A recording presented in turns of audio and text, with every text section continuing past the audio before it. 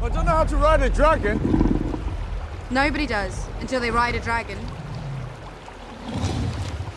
What if he doesn't want me to? Then I've enjoyed your company, Jon Snow. Every dynasty in history kept its records on paper. Ledgers, diaries, a septon's handwriting in a dusty book. But the oldest bloodline in Westeros never trusted paper. It kept its records in living creatures. And a living record can't be burned, can't be forged, and can't be told to keep a secret. Then I've enjoyed your company, Jon Snow. Daenerys delivers that line with a smile, and the entire audience takes it as flirting. It isn't. She just read Jon Snow his death sentence, and then stood there and watched him survive it. Because here's what I'm going to prove to you tonight. The biggest reveal in Game of Thrones, Jon Snow's true parentage, did not happen in the crypts of Winterfell. By the time Sam said the words out loud, the show had already confirmed them 3 separate times. Through behavior. Through blood law the books wrote decades ago. And, this is the part almost nobody caught, through sound.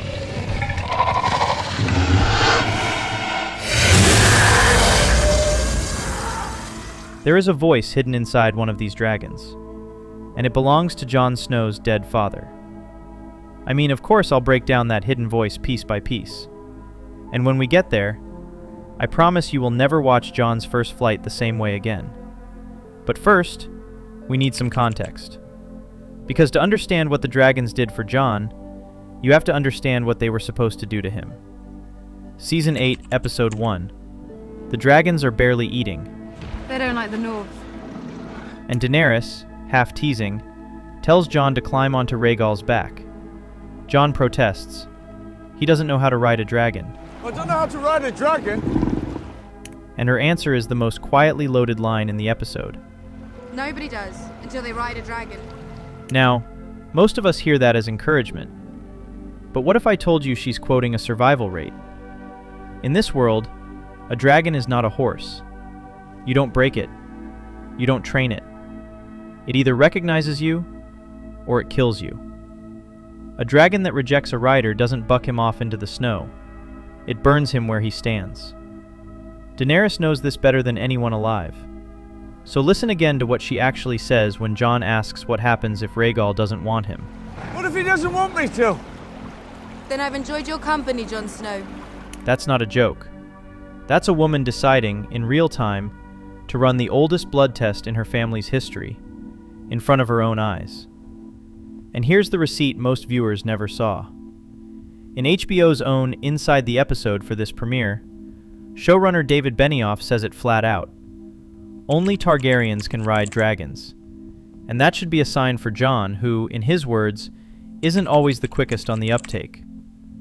Read that again. The man who wrote the scene admits, on camera, what it is.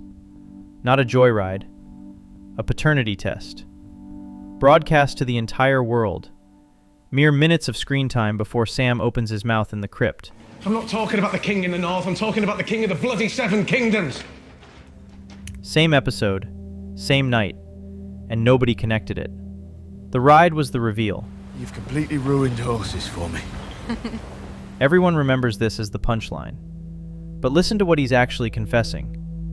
Jon Snow has spent his whole life on horseback.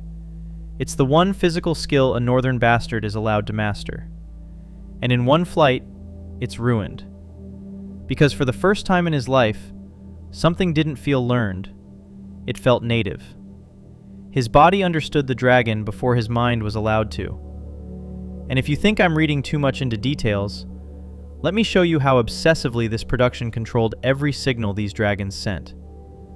Right before the flight, a blood rider reports the dragons ate only 18 goats and 11 sheep.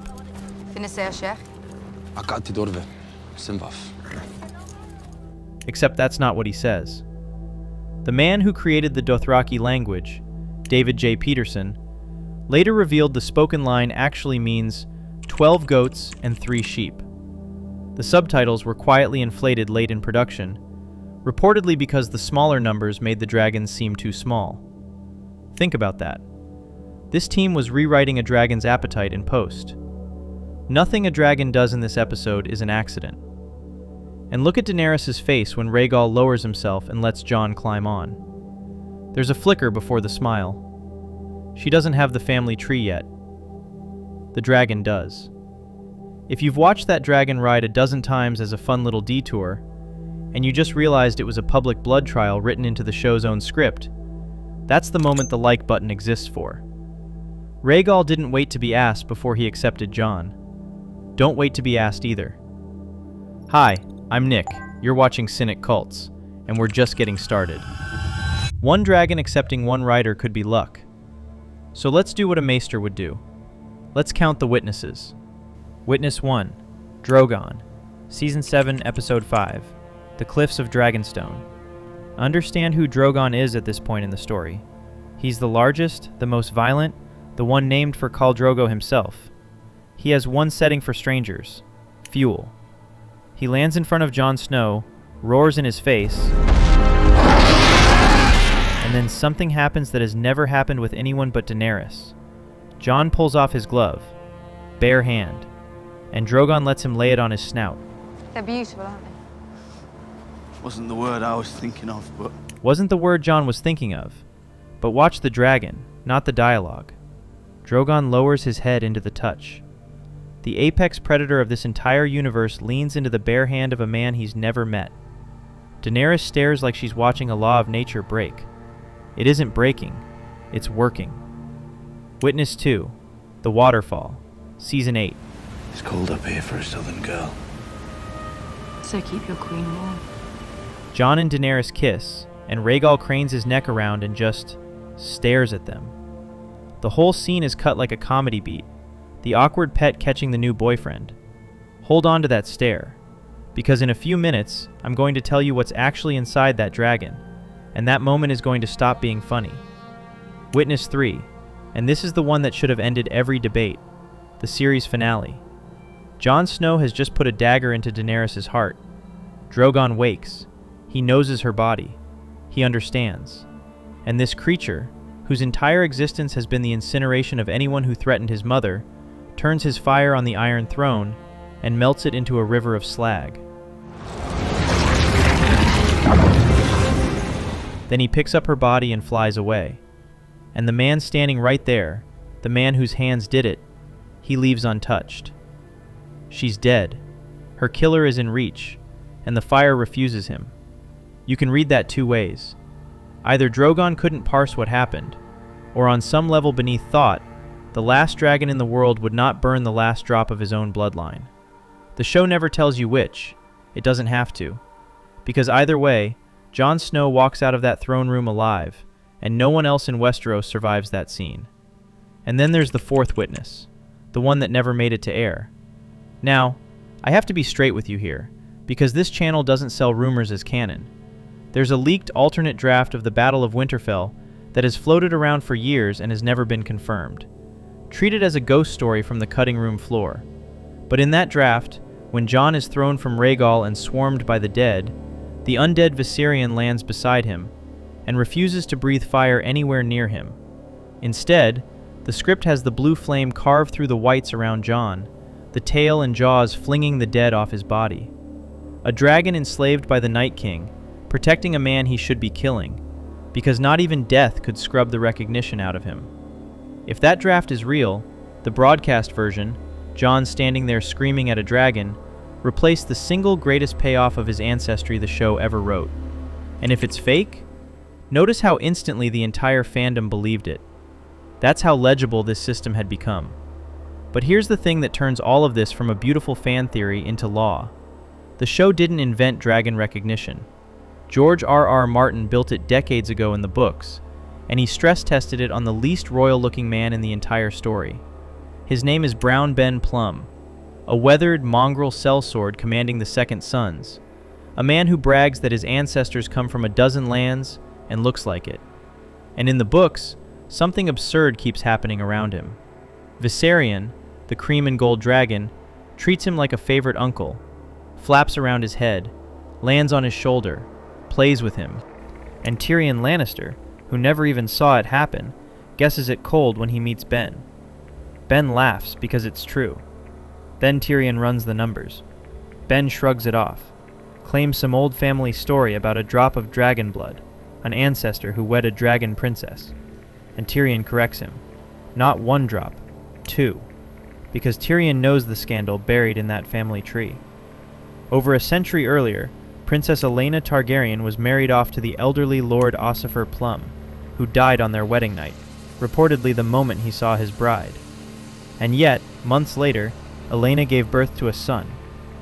Westeros dealt with that arithmetic the way Westeros deals with everything, with a legend so filthy I can't repeat it on this platform.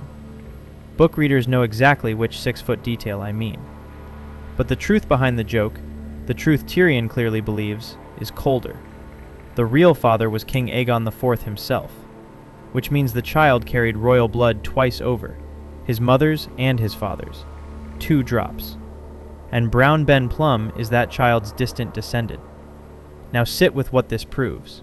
A century of dilution, generations of common marriages, a face no one would ever call Valyrian. And the dragons still found it. Dragons don't read faces, they read blood. And the books hide one more thread here, and it's my favorite detail in this entire breakdown. Viserion, the dragon that adores Plumm, hatched from a cream and gold egg. Princess Aelena Targaryen's most treasured possession, recorded in the histories, a cream and gold dragon egg. Now, the books never confirm it's the same egg. File this one under theory. But George R.R. Martin does not decorate by accident. If it is the same egg, then the dragon nuzzling Brown Ben Plumm may have been cradled, as an egg, by his own great-great-grandmother. The recognition isn't just genetic, it's ancestral. It loops back on itself like everything in this story does. And if you want the entire system in one sentence, Martin already wrote it. In the books, the masked Shadowbinder Quaithe leaves Daenerys with a warning. Remember who you are. The dragons know. Do you? That's not mysticism. That's the operating manual. And in Season 8, 40 million people watched the manual execute perfectly on Jon Snow, and read it as a cute scene about horses. YouTube hands you 3 hypes a week. 3. Most people let them expire. Tyrion would call that leaving 2 drops of power unclaimed in your own blood. If a sellsword's diluted drop was enough for a dragon to find him across 100 years, 1 hype is enough for the algorithm to find a channel this size. If nobody else on this platform ever showed you the cream and gold egg hiding in plain sight, spend one of the 3 here. Mark it. Because everything I've shown you so far is behavior, bodies, blood. But the show hid its final confession somewhere nobody thought to look. Not in the writing, not in the camera, in the air itself. Since Season 3, the dragons' voices have been built by sound designer Paula Fairfield, and her design philosophy, which she's spoken about openly, is the key to this whole video. In her own words, her story of Drogon is that he's the reincarnation of Khal Drogo, Daenerys' dead husband, and that relationship guided every sound she chose for him. Hold on to that sentence, because in a minute, we're going to follow that exact logic to the dragon named Rhaegal. Start with Drogon. His entire vocal identity mirrors Khal Drogo, the dominance, the possessiveness, the ferocious tenderness underneath. A crown for king.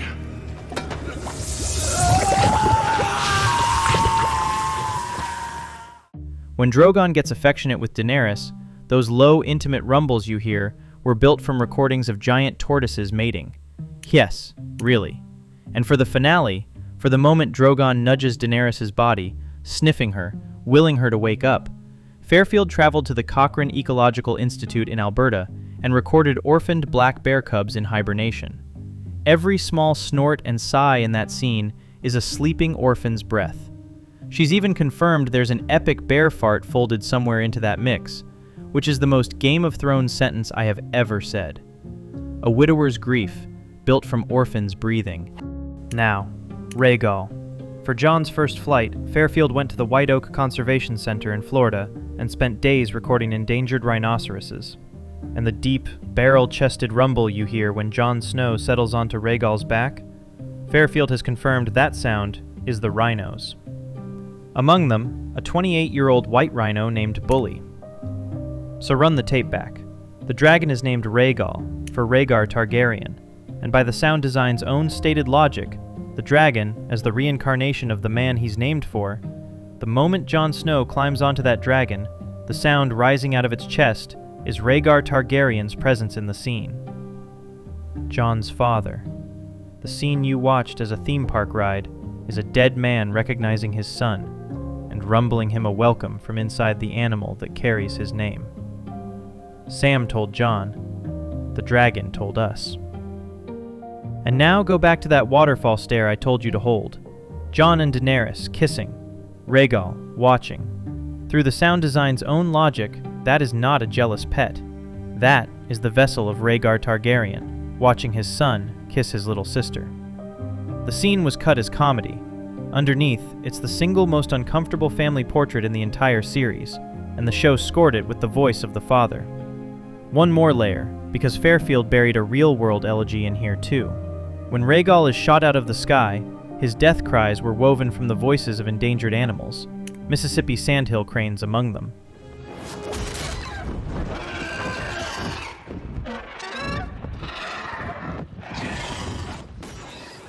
The last dragons in the world, dying in the borrowed voices of creatures vanishing from ours. She turned a fantasy death into a eulogy for actual extinction. You've never been a bastard. You are Aegon Targaryen, true heir to the Iron Throne. The scene everyone calls the reveal, but by the time Sam says these words in the crypt, you had already been told. Once by the showrunner himself on camera, twice by behavior on screen, once by a 100-year-old law of blood from the books, and once by a rhinoceros named Bully. But there's one final piece, because in the books, the recognition runs both directions. The dragons know what Jon is, and somewhere deep in his sleep, Jon knows too. And what his dreams show him is far darker than a throne. In A Dance with Dragons, Jon Snow has a recurring nightmare. He stands alone on top of the wall as the dead climb toward him, and the text gives us one of the most loaded images Martin has ever written. Jon is armored in black ice, but his blade burns red in his fist. Read that image the way a maester would. Black ice. Ice that burns. There is a substance in this world that is exactly that. Obsidian. Dragonglass. The stuff that kills the dead. And the old Valyrian name for it? Frozen fire. Jon's sleeping mind dresses him in the fusion of his two bloodlines. Stark ice, Targaryen fire, forged into one armor. Years before his waking mind learns he has two bloodlines at all. And the dream doesn't stop there. It forces him to cut down the people he loves. His brothers, Ygritte, Robb. Because the dream understands what the story has always understood. Becoming what he truly is will cost him everyone he thought he was. The dragons smelled it. The dream spelled it. The truth was in him the entire time, waiting, in his blood, in his body, in his sleep, for the rest of the world to catch up. And this is where the story stops being about Westeros, because here's the human truth under all of it. The truth about who you are does not wait for permission to exist. Jon spent 8 seasons being handed labels: bastard, crow, king, traitor, queenslayer, every single one from someone else's mouth. And the only witnesses who never lied to him were the ones who couldn't speak. Martin, borrowing Faulkner's famous line, has always said the only thing worth writing about is the human heart in conflict with itself. Jon's heart was in conflict because it was two hearts, ice and fire. And the recognition came long before the revelation, the way it always does. The people, and sometimes the creatures, who truly know you, knew you long before anyone said it out loud. But here's what I want to know from you. When Drogon spared Jon at the Iron Throne and melted the chair instead, was that blood recognizing blood? Or was it a grieving creature who understood, better than any human in that room, what actually killed his mother? Blood or grief? Pick a side and defend it in the comments. This is the part where most channels beg you to subscribe. I won't. But if this video made you realize the biggest reveal in Game of Thrones happened in the audio track 2 seasons before it happened in a crypt, then you already listen the way we listen here. We're building an empire of people who see what the camera doesn't show. And if you're still here, you're already one of us. You know what to do. Remember that line I showed you earlier? Quaithe, the masked woman, telling Daenerys, "Remember who you are, the dragons know." I told you it was proof the dragons recognize blood. Watch it again after this, because there's a reading of that scene where those aren't words of comfort at all, where Quaithe isn't a fortune teller. She's the most dangerous operative in the entire story. And remember who you are is an activation code she's whispering into a weapon. The dragons recognize Jon, but someone was recognizing Daenerys too, and reprogramming her from the other side of the world. We tore the whole thing open in our Quaithe video. That one's right here. And once you watch it, you'll never call Daenerys' madness again. See you there. Until then, stay cult.